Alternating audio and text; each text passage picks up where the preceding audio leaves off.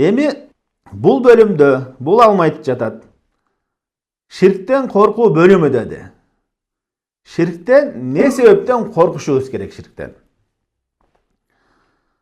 Биринчиден, ширктен не себептен коркуш керек дегенде, ага бир нече себептер болот. Биринчиден, кимде-ким Аллах Таалага ширк кыла турган болсо, ал Аллах Тааланын укуктарын, Аллахтын акысын тепселеген болот.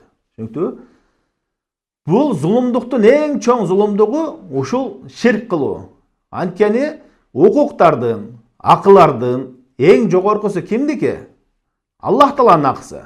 Аллах Тааланын укуктары эң жогору турат. Ата-энебиздин дагы, пайгамбар саллаллаху алейхи вассаламдын укугунан дагы, пайгамбарлардын акыларынан дагы, периштелердин акыларынан дагы жогору турган бул Аллах Тааланын акысы. Кимде-ким Аллах Таалага ширк кыла турган болсо, ал Аллах Тааланын акысыны тепселеген болот. Мисал үчүн, бирөө ата-энесини бирөө кемсинтсе, анын мал-мүлкүн тартып алса, бирөө зулумдук кылса, аны көтөрө албайт. Ал нерсеге көпчүлүк адам чыдабайт, чынбы? Анткени ата-энеси ал үчүн ушунчалык ыйык тутат аларды. Жакшы көрөт, жакын көрөт. Ошону зулумдук деп билет. Чынында ширк болсо, бул ошондон дагы жогорураак деңгээлдеги, жогорураак эмес, бир нече эсе жогору турган нерсе. Анткени бул аламдардын Раббысы болгон Аллах Тааланын акысын тепселөө болуп эсептелет.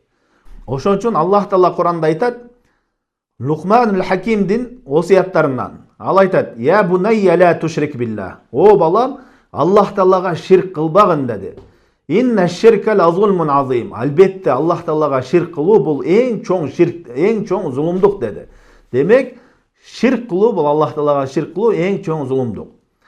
Ширктен не себептен коркобуз? Анткени канчалык деңгээлде адамдын жүрөгүндө Аллахтын улуктугу, Аллахтын жалгыздуулугу орундаган болсо, тагыраак айтканда таухид канчалык деңгээлде орундаган болсо, ошончолук деңгээлде ширктен коркунучу болот.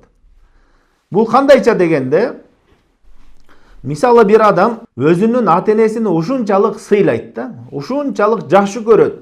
Ошолорду кызматыны кылып, ыраазы кылсам экен деген ушунчалык каалоолору бар.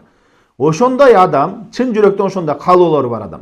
Ошондой адам колунан келишинче ал ата-энесини наразы кыла турган нерселерден алыс болот, сак болот. Ата-энесини наразы кылып алыштан ушунчалык коркот. Алардын көңүлүнү ортуп алыштан ушунчалык коркот. Не себептен? Анткени анын жүрөгүндө ата-энесиге болгон сый урматы жогору. Алардын ыраазылыгына жетүү деген каалоосу жогору. Чынбы? Ошол себептен ошонун каршылашынан коркот.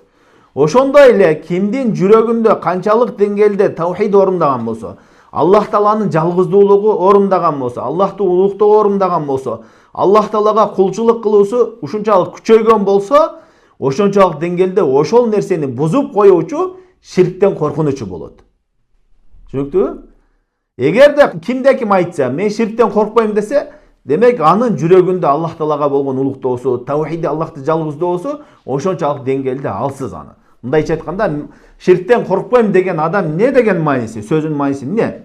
Анын сөзүнүн мааниси, мен Аллахтын акысын тепсеп койсом деле мага баары бир дегендей маани келип чыгат. Аллахтын укугуну тепселеп коюу, Аллахтын акыларын тепселеп коюу, ага башка бирөөнү шериктеш кылып коюу, теңдеш кылып коюу мага эчтеке эмес, ал коркунучу деле жок деген маани келип чыгат.